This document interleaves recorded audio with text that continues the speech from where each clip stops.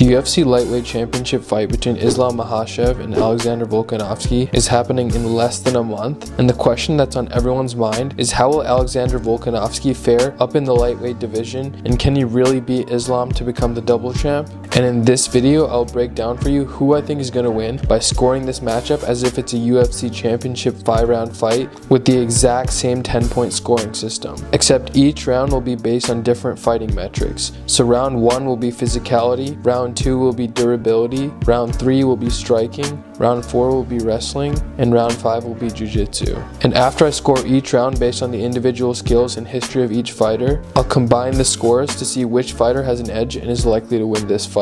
But before we start, let's quickly take a look at the stats. Islam Makhachev is the lightweight champion defending his title with a record of 23-1, and he has 3 KOs/TKOs and 8 submissions and stands at 5'10". And on the other hand, we have the challenger Alexander Volkanovski, who is 25-1 with 9 KOs and TKOs and 2 submissions, and he stands at 5'6". Anyway, now let's start the fight. Off the bat, the first thing you'll notice in this matchup is the height difference. Islam is 5'10", while Alexander Volkanovski is only 5'6". Matter of fact, Islam is rather large for the lightweight division and is somewhat of a weight bully similar to Khabib, and has to cut significant weight just to make it to lightweight, and even though he has yet to ever miss weight, he does look quite drained every time he steps up to the scale. That being said, his size and strength for the division is elite, which of course can be seen from his grappling dominance. On the other hand, although Volkanovski is only 5'6", he is not new to fighting opponents taller than him, and he's beat Max Holloway 3 times, who is 5'11". Not to mention, he actually has a longer reach than Islam at 71.5 inches, while Islam has a reach of 70.5 inches. Also, it's worth noting that Volk is a former rugby player who used to walk around at up to 240 pounds before his MMA career, which certainly has an impact on the quality of muscle and the strength that he carries. Nonetheless, Islam wins this round of physicality due to the significant height advantage and the sheer functional muscle mass that he carries from a lifetime of wrestling. To be honest, both of these fighters have exceptional cardio. Throughout his career, Volkanovski has competed in 5-round fights, 4 of which went through all 5 rounds. In all of these fights, Alex has never really shown any signs of slowing down and basically kept a fast and thorough pace throughout the fight. As for Islam, he doesn't have any experience fighting all 5 rounds within the octagon, but he did have one fight with Thiago Moises back in 2021, which did go to the 4th round. And he did, however, show exceptional cardio in his matchup with Arman Tsarukyan, which although was only 3 rounds, he displayed non-stop grueling chain wrestling and stayed rather fresh through all 3 rounds, which was definitely commendable. When it comes to their chins, however, Islam did have a bad KO loss back in 2015 to Adriano Martins in the UFC, which still remains to be his only loss. While Alex also had a TKO loss, this was back in 2013 in an Australian regional circuit in a bout where he was fighting a welterweight. Yes, the fight was at 170 pounds, and so it's certainly understandable. Overall, Volkanovski slightly edges out this round of durability due to the invaluable experience he has fighting 5-rounders in the UFC octagon.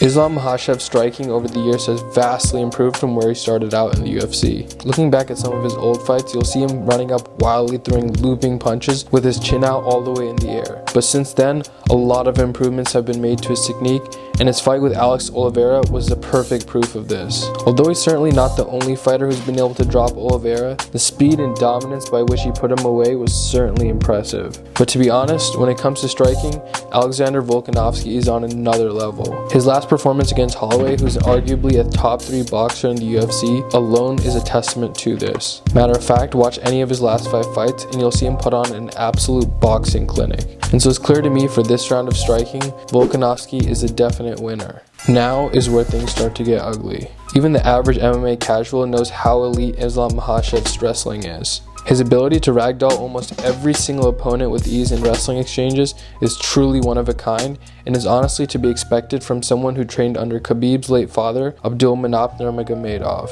And on the other hand, although Volkanovski is no slouch in the wrestling department either, he fights in a division with significantly weaker wrestlers and had trouble defending takedowns from Brian Ortega in their matchup, which put him in serious trouble on multiple occasions. Although Volkanovski was able to scramble and reverse positions when he was facing Ortega, I don't see this happening as easily for Alex in this matchup, as Islam has smothering top control and is far less likely to throw risky submissions that could give away his top position. And when you add on the significant size and strength difference, Islam wins this round by a staggering margin. Again, it doesn't take a genius to say this, but it's true. Islam Makhachev is levels above Alexander Volkanovski when it comes to Jiu Jitsu. I know Alex will be training submission defenses throughout this camp, but just witnessing his fight with Ortega, he was literally moments from getting guillotined and losing his title, and I think if Islam gets the same chance, it would turn out much worse. As I said earlier, Islam, just like Khabib, is way less likely to throw submissions that put him at risk of losing position. That also means he can chain submission attempts rather than just throwing one Hail Mary, losing it, and then letting Volk back up. I think this will likely be the nail in the coffin for Volk, which allows Islam to run away with this victory. So with that, the total score comes out to 48-45 for Islam Makhachev.